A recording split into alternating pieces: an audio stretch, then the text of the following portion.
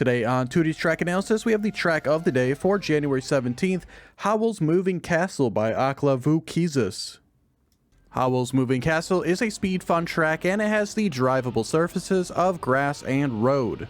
With just one finish line and no alternate pass, I found the difficulty to be easier than the average track of the day track. However, the track featured some unique wall rides and the lack of GPS could make those sections hard to approach for lower skilled players. In a common theme in the month, I found the medal times to be easier than normal, and I finished today with a time of 43.416, which was good enough for the author medal. Overall, I thought the track was just okay, feeling the wall ride sections were a bit awkward to drive, especially the exits from them. With that said, on the plus or minus rating scale, I give Howl's Moving Castle a plus rating. The world record ghost as of making this, and which will be used in the analysis today, was driven by Go Vegan, who had a time of 42.581. Not a ton to go over today. The track is pretty self-explanatory outside of a couple things, but the first major difference will be at this first transition here from the road to the grass. Just the angle of approach is off slightly.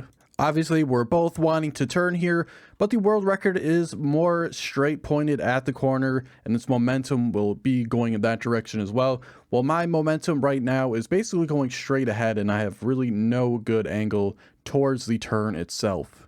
And as I switch into the world record ghost camera here, we'll see how much wider my ghost actually takes in this turn. I'm just way up there to the left hand side. But as we hop back into my ghost here, we'll see that on the exit, I'll jump much further to the right hand side, and this is just not a good approach for the upcoming turn. As you see, I end up having to turn very hard to the right here and end up sliding very far out to the left hand side. And even though I come into this checkpoint we just passed with more speed than the world record, me having 357 and the world record having 350, this slide out cost me so much speed on this upcoming checkpoint, in which I lose 11 speed down to 346, while the world record gains speed up to 353.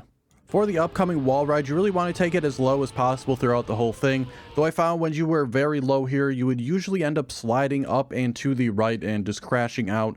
So really, I tried to stay up maybe a little bit higher than what the world record ghost is, just to be a little on the safer side. It did cost me a little bit here on the exit as far as speed goes, because once we get to this checkpoint right here, I am down an extra 2 speed from once we entered the wall ride, so it's not a huge difference there. As for the approach to this upcoming auto drift section, you really want to just turn very hard into this. Just don't let up through it. Even I tap brake here, maybe a little bit overcautious on that, but it did certainly help me get through here cleaner most of the time. And you really need to keep that middle to inside line, because right here at this spot, if you're far up to the left hand side, you're just going to get a bunch of airtime and crash out. And the little difference in that line during that section really didn't cost us anything. In fact, we actually gained some time here. Now we're only down 2 speed, 405 to 407 here. So really not a bad turn at all, despite me even hitting the brake. For the upcoming jump, you want to get over this penalty grass as best you can. And then for this wall ride, again, same as the first one, as low as you can without crashing. But then here we are at the final jump to the finish. So again, today I found the track to be just alright. The main focus was really on those wall rides, I think, and since I didn't really care for those, the rest of the track was just alright as well. Just good enough to get a plus rating, though certainly close to a minus from me.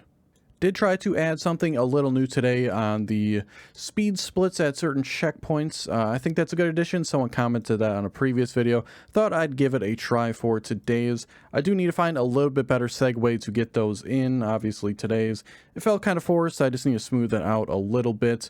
I don't think I'll ever do like speed splits at every single checkpoint. I think that's just a little bit too much, but ones at points of emphasis and where bigger speed losses or gains have occurred in the track would be good enough for this series. If I try to do it at every single checkpoint, I think it would just take too much time, and generally I want to keep these videos under 5 minutes if at all possible. That'll do it for today's analysis, so I hope you enjoyed. If you did, be sure to like and subscribe. Check the description for links to my Twitch and Discord if you're interested in those, and be sure to check out all the other Trackmania content on the channel. Thanks so much for watching, and I'll see you tomorrow for the next one.